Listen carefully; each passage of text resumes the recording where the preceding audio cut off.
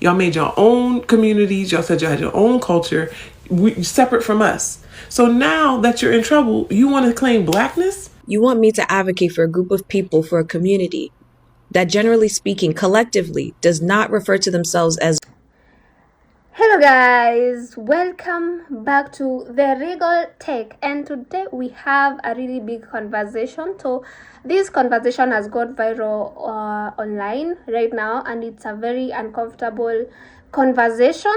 So from our title, guys, so some black Americans are saying that mass deportation is not their fight, and in response, many Somalis and Latinos are reacting strongly. So today we are not here to attack anyone, and we are here to understand why different communities are reacting differently and what this conversation reveals. So before we begin this video, it is entirely for discussion and commentary purposes. I am not speaking for any entire group, and I encourage respectful conversations in the comment section. So hate speech, insults, or even threats towards any group will not be tolerated. Yes, so on to today's topic. So this discussion started with clips and comments which began online, of course, where some Black Americans expressed that immigration and enforcement and mass deportation are not issues that directly affect their community. So the argument was simple. Every community has its own struggles, and people should not be expected to fight every battle. So once those comments went viral, reactions came quickly, especially from Latinos and the Somalis communities. So many of whom see deportation as a very, very personal and immediate threat. There is a real tension between the Black Americans and the Somali Americans. Yes, after the recent political attack on the Somalis, with discrimination and fear campaign, some of the Somalis have called it out. This is an attack on Black community. The moment they did that, the Black Americans responded, "You're not Black. That's our identity." Sheesh. Somalis stepped back and said, "Okay, we'll start calling ourselves Somalis." Chill like that. The moment they did that, the Black Americans responded, "Stop acting like you're not Black." Sheesh. So for many Somalis, this conversation feels deeply personal. A large portion of Somali community in the US are lived as refugees, asylum seekers, or through family reunification. So immigration policy isn't abstract. So if it affects parents, siblings, and the entire household. So when they hear someone say this isn't my fight, some Somalis interpret that as a lack of empathy. At the same time, it is important to acknowledge something else. Somali Americans also deal with discrimination, surveillance, and political pressure. So that means their reaction is coming from fear, not hatred. So fear of instability, fear of separation, fear of losing everything they have built over time. Somalis are confused. Here's the reality. The term Black is a racial category. However, over hundreds of years later, it actually became an ethnic identity as well. So now when people say Black Americans, is referring to African Americans. Yes, unique people, unique culture, unique history, unique struggle, right? Hip hop, civil rights, soul music. Name the list. Chill like that. Black Americans. Clarity needs to come from you, okay? If you take that term to mean your identity, chill like that, okay?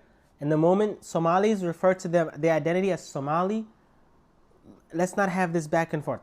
They both was full of shit of presidents. No matter what, people can go through politics. I don't want to go down that route with y'all because I don't have time for the negativity like that.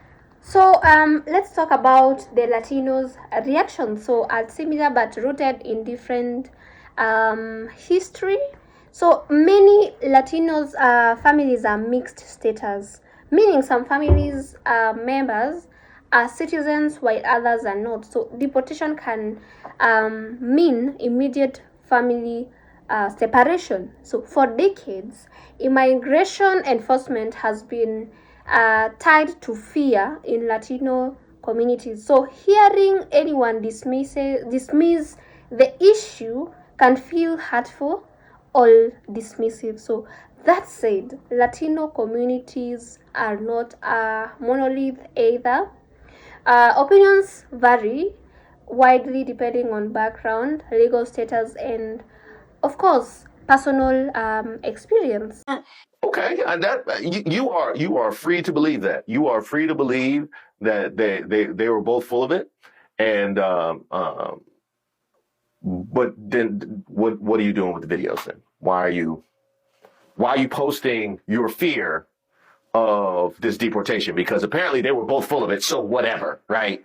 It was just whatever before, so it should be whatever now. It didn't matter before. Why does it matter now? And by the way, just to quote what I said earlier, the reason why you're so upset is because in this regard, he's not full of it. Yeah, because if Trump would have been as full of it as you say, then you will be fine. Because my people are going through the situation, not y'all. So y'all can go, whatever y'all want to say, I don't care. God bless you. We're supposed to be here for one another, lift each other. What's wrong with y'all? Sick. Yeah, you're right. We are supposed to be here for one another, love each other, which is why so many people that were not from your community sounded the alarm on what the possibilities might be. That's called being here for one another and loving one another is what that's called. But y'all wanted to dunk on them. Enjoy the victory parade. For my husband, I'm like, are you sure you want to vote Republican? And he's like, he's saying he's going to deport criminals. You're not a criminal. Every time we go to ICE, they tell you, Mr. Juarez, your wife is no criminal. He voted for him, and now he's deporting his wife. And now they're deporting me, they're kicking me out, and they're breaking my family apart. Before you enlist in the military, think it twice. Before you marry an immigrant, think it twice. Think it if it's really worth for you to sell this country.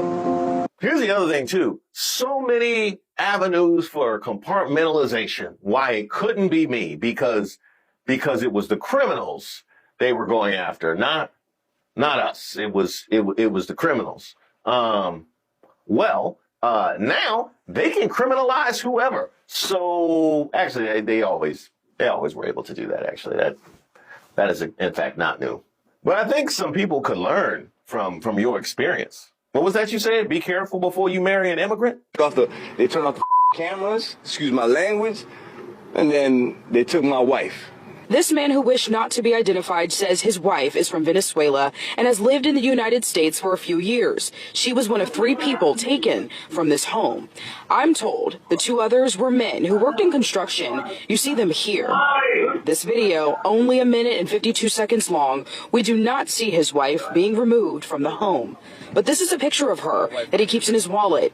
Her name is Vianis Ramirez, and he says she was in the process of becoming a United States citizen. She already had a court date. She was good. Everything good. He just came in and snatched her. These are pictures from the Department of Homeland Security detaining other undocumented men and women in Broward County. It's despicable what they're doing right now. It's very embarrassing. President Donald Trump arrived at his Trump National Golf Resort in Doral Saturday, set to host GOP leaders for a conference. This man hopes this message makes it to him. If I get a chance to talk to you, man, yo, please, man, let's work something out. So you, man, let me keep my wife here. And you know what I'm saying, man, she deserves to be here, man. ICE reports nearly 1,000 raids in the country on Sunday alone, which is up from just under 300 on Saturday. I think the part that I don't get is when I see there is some kind of injustice befalling any group, my mind immediately goes to connecting those dots, how that comes to apply to a group that I happen to be a part of. I don't know if that's a black people thing, because we so often are subject to whatever America decides to do, but that just has always been common sense to me. How is this something that could end up being a problem, yet somehow being... Well, after all of these conversations, so let's be fair and talk about the Black American perspective, because it often gets oversimplified, especially online. So many Black Americans argue that their community has fought for civil rights, voting rights, and equality for generations, often without receiving the same level of solidarity in return. So some feel that focusing on immigration distracts from issues like police violence. We have economic inequality and systemic racism that directly impact them. Them saying this isn't our fight doesn't automatically mean hostility. Sometimes it means fatigue. Yes. So here is where social media makes things worse. So short clips remove context, algorithms reward outrage, and suddenly nuanced conversations turn into us versus them. So the truth is, different communities experience the same policies differently. You can care about your own struggles without hating others, and empathy doesn't require agreement. So this conversation doesn't need enemies, it needs understanding. You don't have to fight every cause to respect those who are affected by it. Let's talk in the comment section, but let's do it respectively. Share your perspectives, and please, no insults. So if you find this breakdown helpful, consider subscribing for more thoughtful discussions like this. So I'll see you in the next episode. Bye guys.